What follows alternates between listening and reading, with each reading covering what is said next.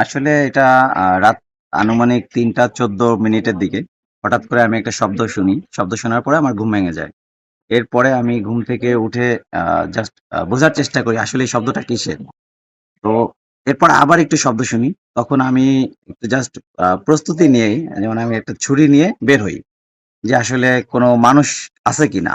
তো আমার রুম থেকে বের হওয়ার সাথে এখানে আমি দেখি যে অলরেডি ৫-৬ জন লোক এরা রুমে ঢুকে গেছে। যেটা আপনার সিসিটিভি ফুটেজেও দেখছেন।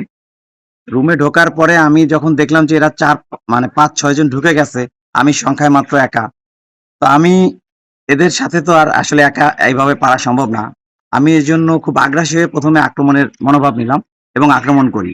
তারাও আমাকে পাল্টা আক্রমণ করে। আলহামদুলিল্লাহ তাদের আক্রমণ, তাদের কোপ আমার গায়ে লাগে নাই।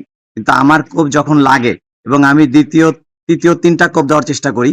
২য় কোপও হয়তো আক্রান্ত হইছে এটা আমি নিশ্চিত না। এবং ৩য় বার কোপ দেওয়ার আগে এরা আমার মনোভাব দেখেই এরা হইছে এখান থেকে পালিয়ে যায়। আর পালিয়ে যাওয়ার সময় এরা বোমা বিস্ফোরণ ঘটায়। তো এরা যেখান দিয়ে পালিয়ে গেছে আমরা পরবর্তীতে ওই রাস্তা দিয়ে খুঁজে মানে এদেরকে এদের পিছু ধাওয়া করার মতোই আমরা যখন পিছু ধাওয়া করি তখন দেখলাম যে ওইখানে বিভিন্ন জায়গায় রক্ত ছিটিয়ে পড়ে আছে। তাতে আমরা মানে কনফার্ম হই যে আসলে ডাকাত দলের সদস্যরাও আক্রান্ত হয়েছে। এমনকি আমি আমার ফেসবুক পোস্টেও বলছি, যদি কেউ এই আক্রান্তকারীর মানে সঠিক তথ্য দিতে পারে তাকে আমি ২০,০০০ টাকা পুরস্কৃত করব।